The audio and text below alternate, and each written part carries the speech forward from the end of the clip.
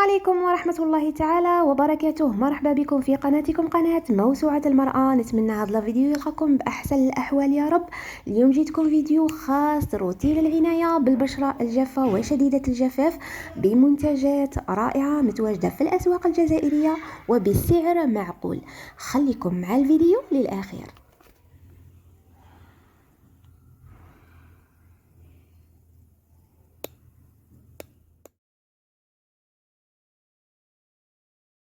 اول خطوه نبداو بها كالعاده في الروتين تاعنا تاع العنايه بالبشره ولا سكين كير هو الغسول. بالنسبه للبشره الجافه الغسول تاعها ديفيرونس بزاف على انواع البشرات الاخرى. البشره الجافه الغسول عندها 3 انواع نتاع الغسول، يا اما يكون كريمي، يا اما يكون موس، يا اما يكون على شكل لي حليب ولا كريمي ولا موس كي تابوي على القاروره راح يخرج لك على شكل رغوه. البشره الجافه ما تحتاج الرغوه باش تنظف تنظفي البشره نتاعك بعدي نهائيا على انواع الغسول اللي فيها رغوه. علاه؟ لانه تسبب لك جفاف وتشد البشره. احنا نحتاجو غسول يكون فيه كميه ترطيب هائله، نحتاجو غسول ينظف لنا و ميم طون ما ينشفلكش البشره. انا استعملت بزاف غسولات واستعملت بزاف لي جال نيتوايون، سبق شاركت معكم فيديو اللي شفتوه بزاف في القناه واللي هو تاع نيل، ولكن احسن غسول يناسب البشره الجافه في الاسواق الجزائريه هو هذا نتاع فينوس. سبق وشاركته كذلك معكم في فيديو خاص في انواع الغسولات المتواجدين في الاسواق الجزائريه. هذا اروع غسول يناسب روعه البشره الجافه. اولا يناسب البي اتش نتاع لابو تاعنا واللي هي 55%. ثانيا هو كريم، ما جايش جيل، كريم. ونزيدكم حاجه يناسب جميع انواع البشره، ولكن ننصح به بزاف البشره الجافه، بزاف البشره الجافه. هذا كريم منظف ومقشر، فيه بذور المشمش وفيه مستخلص البابايا. وثالث حاجه سون بارابين، يعني اكثر من هذا الحاجه ما تلقيهاش. هذا تقدي تقولي بديل نتاع نيفيا. فينوس هذا الكريم لانه عندها بزاف منتجات، ما عندهاش غير هذا الازرق، عندها الغوز تاع الارز، عندها بزاف انواع، ولكن اللي عجبني بزاف هو هذا اللي يناسب بزاف البشره الجافه وشديده الجفاف والبشره الحساسه والورديه اللي عندهم لا غوزاس. ننصحكم بهذا الكريم تاع فينوس. هذا راه بديل للنيفيا وارخص منه. سعر تاعها انا كنت نشريه 35000، ولكن زادوا في الاسعار كما تعرفوا في الاسواق الاسعار ما راهيش هي راه يدير 40000 دروك. هذا يعطيك ان بيلينغ، كي نقولوا احنا ان دو بيلينغ، تقشير ناعم ينظف و ميم طون يقشر لك، ولكن داك التقشير اللطيف الناعم. راح نوريكم القوام تاعه كيفاش جاي من الداخل.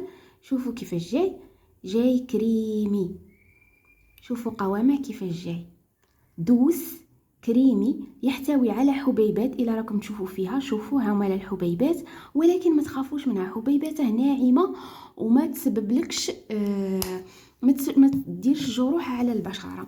احنا هذا واش نحتاجو. بالنسبه للبشره الجافه ما تستخدميش لي جيل، ما تستخدميش لي جيل اللي فيهم الرغوه، استخدمي انواع الغسولات هادو 3، جيل لي ولا موس.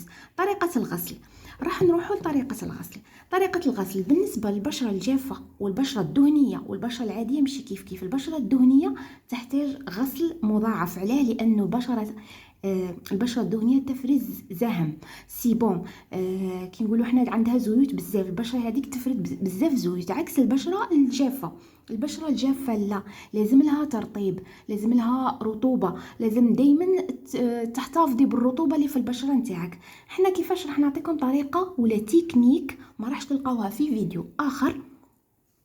الا كانت لابو تاعك نقيه، مثلا في الليل غسلتيها بيان، نقيتي لابو تاعك ودرتي الروتين تاعك الليلي، واش راح تستخدمي في الصباح؟ ما راح كيش محتاجه تغسلي كل صباح. اذا كانت لابو تاعك نقيه ما تحتاجيش تغسلي بالغسول كل صباح، فقط جيبي هذا لو ميسيلير نتاع فينوس، كاين هذا نتاع جاي بيفاسيك، ميلونج لو مع ويل زيتي ومائي، روعه هذا للبشره الجافه. تنقي بيه، ديري شويه في الكوطون ديسك وتمسحي لابو تاعك عادي، ولكن ما تخليش نقي لابو تاعك مع الصباح، ما تخليش هذاك لو ميسيلير على البشره نتاعك. كي تنقي بالكوطون ديسك لابو تاعك، روحي شلي لابو تاعك عادي وديري روتين تاعك الصباحي، الكريمات وال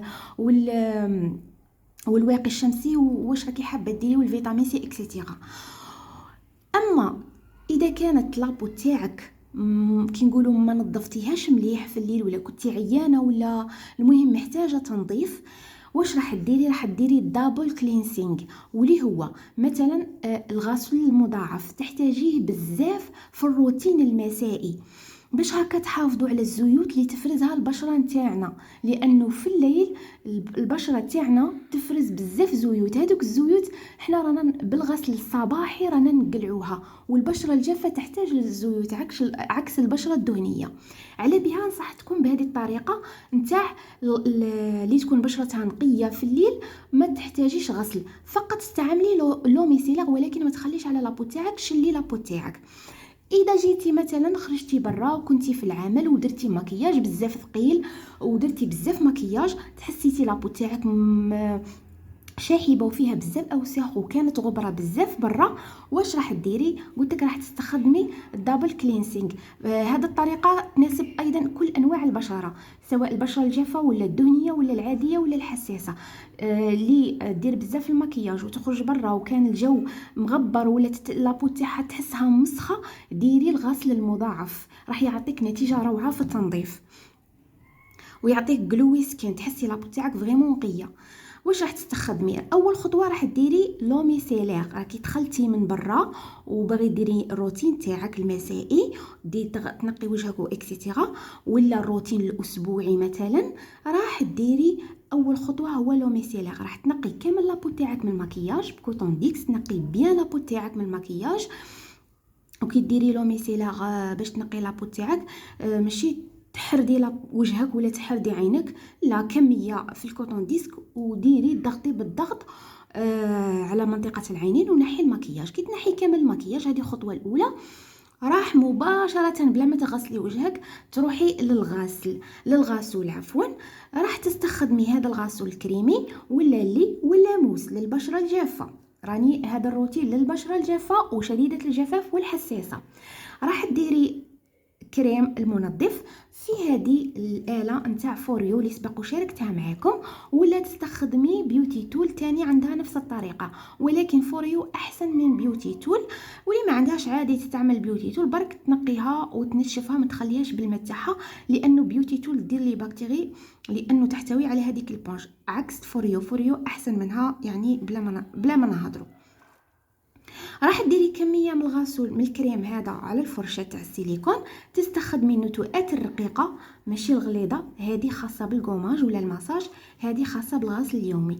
راح ديري كميه وتستعملي الماء الفاتر. هنايا نروحوا لطريقه الغسل اللي راكم اللي تقول لك ما ديريش الماء البارد، عفوا ما ديريش الماء الفاتر، استعملي الماء البارد. حنا رانا نحوسوا نقوا لابو تاعنا، لازم لنا ماء فاتر باش يقلع لنا كامل الاوساخ والبقايا نتاع المكياج اللي راهي في لابو تاعنا. دونك الغسل اللي راكم تستخدموه باش لابو تاعك تحسي بلي تنظفت بيان، استخدمي الماء الفاتر لكل انواع البشره. راح ديري الكميه تاع الكريم، تدخلي تبلي لابو تاعك بالماء الفاتر، وتدخلي هذه الفرشه تحت الماء الفاتر، وبعدها راح ديري الكريم وديري تماسي لابو تاعك بيان، تغسلي عادي. هذه الفرشه تقدري تستخدميها عادي حتى على منطقه العيون، ولكن بطريقه ناعمه، لانه هذه ما تاديش ناعمه. وهذا الغوز سبيسيال لابو سيك، لانه كاين انواع، كاين بزاف لي كل كولور وخاص بنوع بشره معين. راح تغسلي لابو تاعك بيان بهذا الكريم مده 3 دقائق. ما تخافيش منها لانه هذا كريم ناعم على البشره، رطب سوفت، راح يحافظ على الرطوبه تاع لابو تاعك بعد ما تغسلي، وما راحش ينشف لك لابو تاعك نهائيا، بالعكس راح يعطيك واحد الترطيب روعه، وينقي لابو تاعك فريمون توب لانه يحتوي على حبيبات المشمش والبابايا. راح تغسلي 2 دقائق وانتي تماسي بيان لانه هذه تفيبري، تدركي عليها راح تفيبري. انا لا شارج راهي كملت لي. تغسلي لابو تاعك بيان بشكل دائري حتى تحسي لابو تاعك فريمون تنقت. بعدها راح تشلي بالماء الفاتر، وهنا نمروا للخطوه الثانيه. كملنا من الخطوه الاولى واللي هي الطريقه العادي الروتين اليومي اللي تدير تنظفي به لابو تاعك. راني عطيتكم التكنيك باش تنقوا لابو تاعك، هذا خاص بالروتين اليومي، يعني تاع يوميا كيفاش تنقي لابو تاعك باللوميسيلار ولا بالغسل المضاعف. نمروا للروتين الاسبوعي، يعني مثلا راني حابه نعتني بالبشره تاعي في الروتين الاسبوعي. شندير في الروتين تاع البشره الجافه؟ كملنا من الخطوه الاولى، هذه داخل في الروتين الاسبوعي اليومي، مثلا دخليه في الاسبوعي. نتمنى تكونوا فهمتوني. بعد ما كملنا من الخطوه الاولى راني حابه ندير روتين اسبوعي ننظف لابو تاعي، نعتني بالبشره نتاعي من الغسول حتى للغوماج حتى للماسك المغذي، راني جبت لكم كامل واش تحتاجوا. بعد ما درنا الخطوه الاولى راح نمروا للغوماج. الغوماج كيفاش نختار الغوماج اللي يناسب البشره الجافه وشديده الجفاف. كاين هذا الماركه نتاع ايفوليديرم غوماج نوريسون، اكدولي نوريسون، مغذي ومرطب، مل بزبده الكاريتي. هذا غوماج اروع غوماج جربته لحد الان. جربت بزاف لي غوماج وشاركت معكم بزاف لي غوماج، ولكن هذا غوماج روعه يناسب بزاف البشره الجافه. قوامه كريمي سموذي ناعم على لابو، حبيباته رقيقه تناسب بزاف لابو سيك. علاه لابو سيك؟ لابو سيك اولا ما عرفتكمش لابو سيك. كيفاش نعرف لابو تاعي سيك؟ لابو كيفاش نعرفها باللي ناشفه؟ لا، البشره نتاعي نعرف النوع تاع البشره نتاعي. البشره الجافه تتميز بالقشور، اول حاجه تتقشر بزاف سيرتو في فصل الشتاء.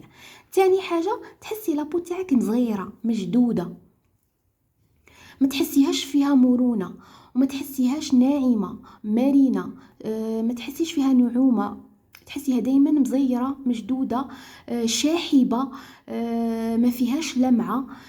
لازم لها ترطيب بزاف، البشره الجافه لازم لها ترطيب بزاف. مام المنتجات اللي تختاريها لازم تختاريها بعنايه، يكون فيها كميه ترطيب هائله للبشره الجافه. حنايا هذا الغوماج يرطب ويغذي ويقشر وما يأذيش لابوسيك. ما على باليش اذا كان متواجد في الاسواق لانه عندي مده من اللي شريته، ولكن كاين منتجات حوسوا برك. راح نعطيكم الطريقه كيفاش تعرفوا الغوماج اللي يناسبكم. راح نفتح لكم العبوه تشوفوا قوامه كيفاش جاي. شوفوا قوامه كريمي ناعم.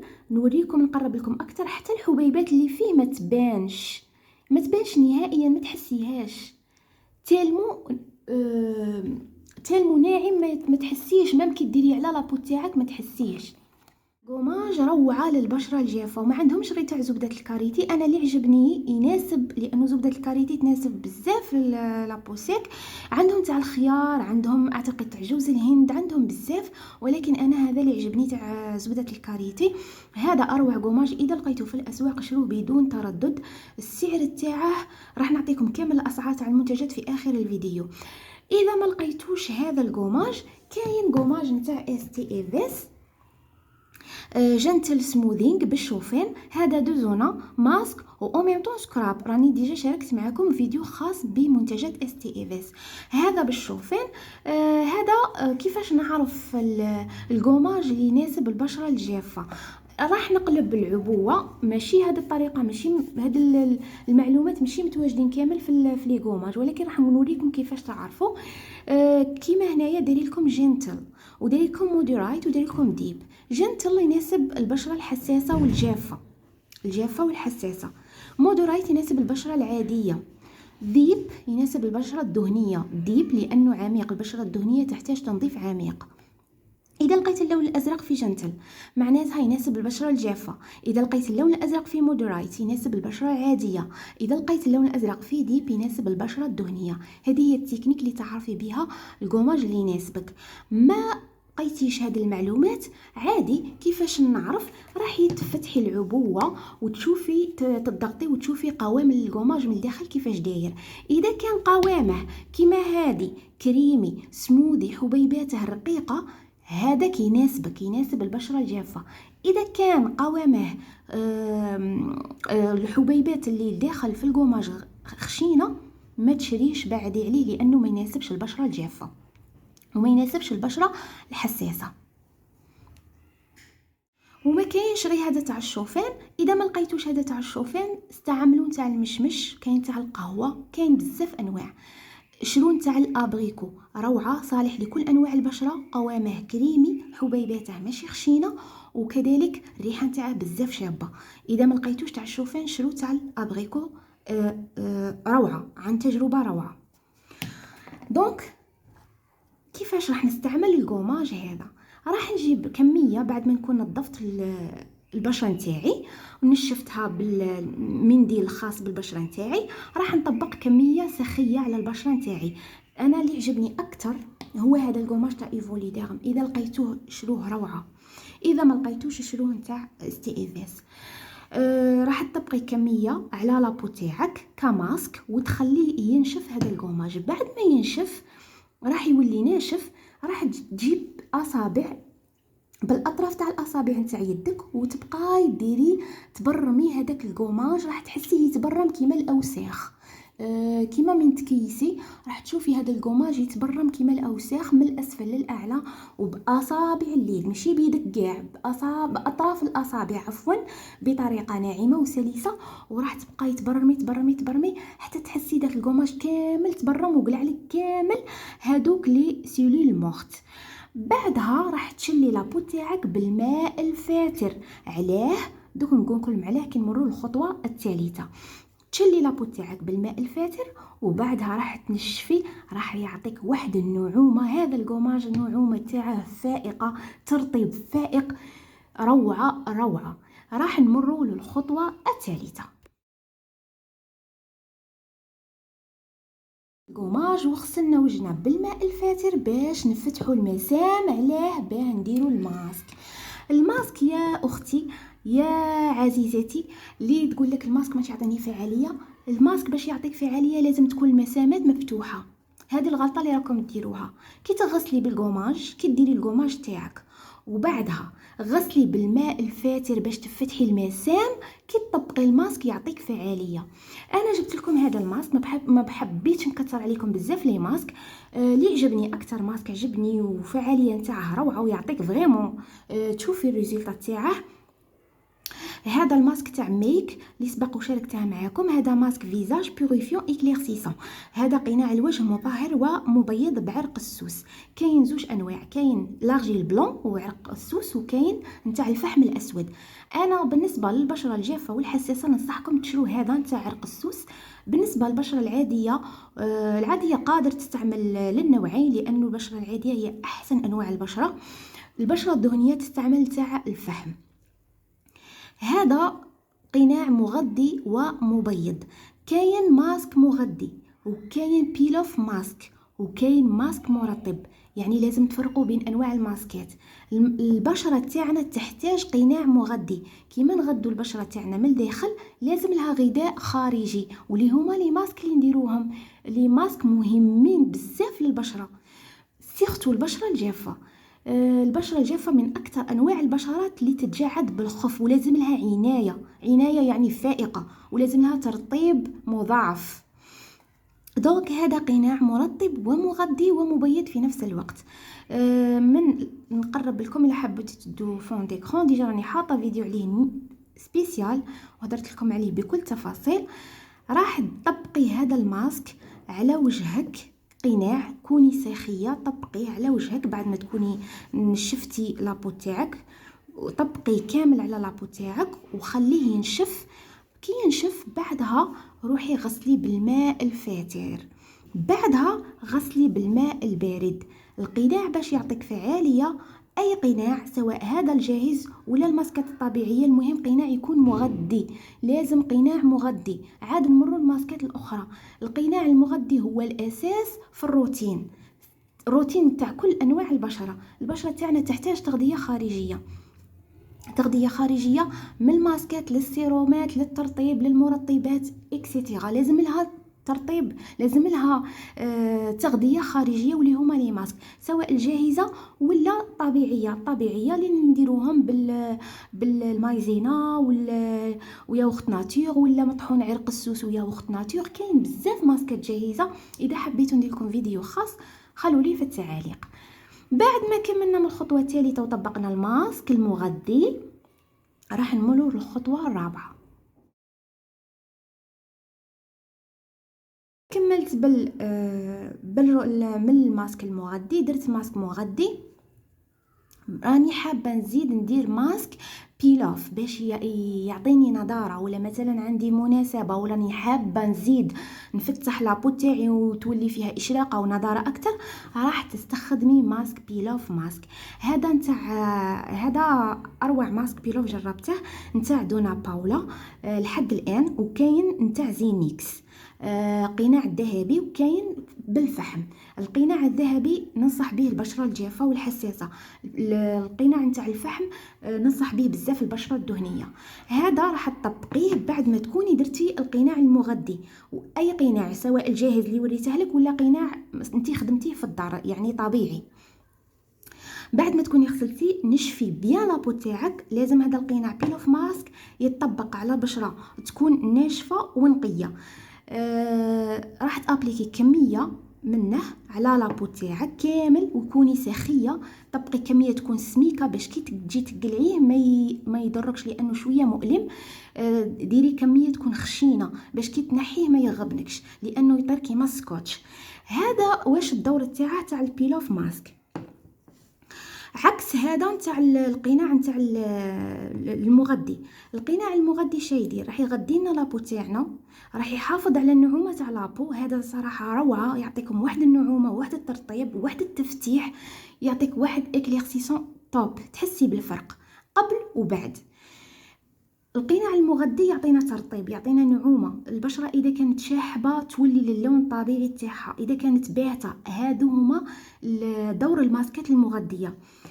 عكس الماسكات ويعطي اشراقه ونضاره ورونق، تحسي لابو تاعك فيها حيويه، تحسي ولت فيها الروح. اما البيلوف ماسك راح نديروه كخطوه ثانيه ندعموا بها القناع المغذي. البيلوف ماسك ينحي لك البقايا نتاع الشوائب ولا الرؤوس السوداء ولا الرؤوس البيضاء ولا الوبر اللي باقي لك في لابو تاعك. المهم يزيد ينقي اللابو تاعك مضاعف، يعني الضعف.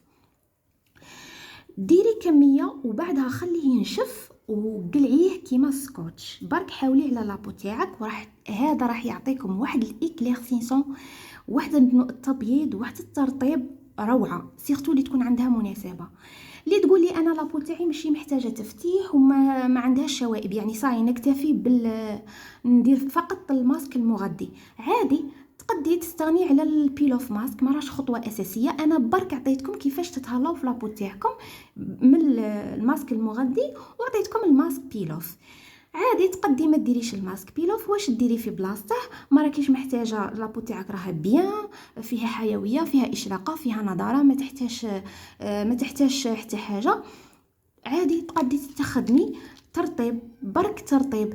ديكوفريت لكم هذا الماسك نتاع بو بارفي من عند بو بارفي، ماسك فيزاج نتاع خلاصه الحلزون. هذا روعه في الترطيب، يناسب بزاف البشره الجافه. هذا كريمي من الداخل. راح نفتح لكم العبوه تشوفوها كيفاش جاي من الداخل. شوفوا قوامه كيفاش جاي من الداخل، جاي كريمي. شوفوا قوامه كريمي روعه. هذا للبشره الجافه. تقدي مثلا ما راكيش حابه ديري، شوفوا قوامه جاي كريمي. شفتوا قوامه كيفاش جاي؟ اعتذر عن الازعاج. قوامه جاي تغسلي وجهك بالماء البارد عادي، راح تشلي بوجهك بالماء البارد لانه خلاص راح نغلقوا المسام. هنا الخطوه الاخيره اللي ماشي حابه دير البيل اوف ماسك، تستخدمي هذا الماسك المرطب اللي توب توب توب، تستعمليه على كامل وجهك وتحت منطقه العينين، راح يعطيك ان بون هيدغاتاسيون. تقولوا لي ما كانش، ما لقيناش هذا في الاسواق. راح نقرب لكم الصوره اكثر باش تدو فون ديكرون اذا لقيتو، ولا تلقوا كاين بزاف، ما كاينش غير هذا. المهم يكون قوامه كريمي. تقولوا لي ما لقيناش هذا، نقول لك عادي كاين البديل. ما لقيتيش هذا نتاع الحلزون، خلاصه الحلزون، عادي راح تجيبي ان شيت ماسك. كاين بزاف في الاسواق، كاين بالفيتامين سي، كاين بالهيرونيك اسيد اللي ننصح به بزاف البشره الجافه، كاين بالجلايكوليك اسيد، كاين بالنياسيناميد، كاين بالسيراميد، كاين بزاف. انتي واش راكي محتاجه تاعك، وتخليه مده، يعني مده 5 دقائق حتى تحسي لابو تاعك شربت كامل هذاك السيروم. هذا الشيت ماسك تقدري تستعمليه مرتين لانه فيه كميه سيروم يعني بزاف. استخدميه بعدها كي تخليه 5 دقائق، نحي الشيت ماسك ورجعيه في الساشي لانه يبقى فيها السيروم، ورجعيه في الثلاجه باش تستخدميه مره ثانيه. هذا يستخدم مرتين فقط، يعني باش لانه السيروم اللي فيه بزاف. بعدها كي ديريه تقلعي هذاك الشيت ماسك، هذاك السيروم اللي في لابو تاعك ما تغسليش. كي ديروا الشيت ماسك ماشي كيما الكريم، ماشي كيما الماسك المرطب، هذا تغسلي لابو تاعك. اما هذا لا، ما تغسليش لابو تاعك، بالعكس هذاك السيروم اللي باقي ديريه ان بتي ماساج مودلاج باش يدخل هذاك السيروم اللي باقي في لابو تاعك وفي العنق. ما تغسليش لابو تاعك، استفادي من هذاك السيروم اللي في الشيت ماسك باش تشربه لابو تاعك وتعطيك ان جلوي سكين وان جلاس سكين. كيما هادو زوج ماسكات يعطوكم رطوبه، مرونه، نعومه، ترطيب فائق، يحافظ على الرطوبه تاع لابو تاعك، يعطيك جلاس سكين، جلوي سكين اللي تحوس على هاد الانواع تاع البشرات. ننصحكم بهادو زوج ماسكات. بالنسبه للاسعار، هذا روتين من الأ للزد، من الغسول، من لوميسيلير للغسول، للغوماج، للماسك المغذي، حتى الماسك المرطب. بالنسبه للاسعار، الاسعار في متناول الجميع. هذا ماسك نتاع بو بارفي يدير 32000. هادو لي شيت ماسك راهم متواجدين بكثره في الاسواق على راسهم 10000 حتى 15000. انت شري غير تاع 10000 راه يفي بالغرض. بيلوف ماسك يدير 50000. هذا نتاع استي ايفاس اعتقد يدير 50000. هذا غوماج عفوا ماسك نتاع ميك يدير 50000. هذا نتاع ايفوليديرم يدير اعتقد يدير 35000. عندي مده من اللي شريته، ما على باليش درك واش راه يدير في الاسواق. وهذا لوميسيلير راه يدير 25000، وفينوس راه يدير 40000. وفوريو راه باين السعر تاعها. ما لقيتيش فوريو عادي استخدمي يديك ولا استخدمي بيوتي تول، يعني نفس الطريقه، يعني ماشي مشكل. برك هادو لي فرشات يعاونوا في الغسل، هذا ما كان. بالنسبه لفرشات السيليكون ما تستخدموهاش يوميا في التنظيف اليومي، استخدموها يومين، كي نقولوا احنا يومين فقط، يعني مرتين في الاسبوع ولا 3 مرات في الاسبوع فقط، لانه تفتح المسام. في الايام العاديه استعملي يديك مع لابو تاعك، ما راحش ياثروا على لابو وما راحش يفتحوا المسام، جلدك مع جلدك. اما هادو الفرشات تاع السيليكون ما تستخدموش بالطريقه الخاطئه ولا بالطريقه اليوميه. يستخدم فرشاه السيليكون من يومين حتى 3 مرات في الاسبوع فقط، لانه تفتح المسام. باش نكونوا في الصوره، فقط استعمليها اذا كنتي حابه مثلا راكي لابو تاعك مسخه بزاف وكي حابه ديري تنظيف عميق، استخدمي هذه الفرشه تاع فوريو. اما في الايام العاديه استخدمي يديك، مثلا استخدميها يومين 3 مرات في الاسبوع. ايام الاخرى استخدمي يديك عادي في الغسل، والماء الفاتر هو اللي راح يعطيك تنظيف. بالنسبه لهذا الروتين هو روتين العنايه بالبشره، يعني كيفاش تعتني عنايه التنظيف والسكين كير. الجزء الاول، اذا راكم حابين ندير لكم روتين تاني، الجزء الثاني للعنايه بالبشره الجافه، من السيرومات، المرطبات، الكريمات، واش تستخدمي في البشره تاعك في الليل وفي الصباح، خلولي في التعاليق. لانه البشره الجافه ترطيب ثم ترطيب ثم ترطيب، عكس البشرات الاخرى. البشرة الجافة لازم تختاري منتجاتك يكون فيها كمية ترطيب هايلة باش تحافظي على البشرة تاعك، باش تحافظي على النعومة والرطوبة اللي في البشرة نتاعك. ندير لكم الجزء الثاني في الروتين العناية بالبشرة الجافة من الكريمات، السيرومات، واش نستخدم في الروتين الليلي والصباحي، الريتينول اكسيتيرا. خلولي في التعاليق وان شاء الله ندير لكم فيديو باذن الله. نضرب لكم موعد جديد وفيديو جديد. دمتم سالمين.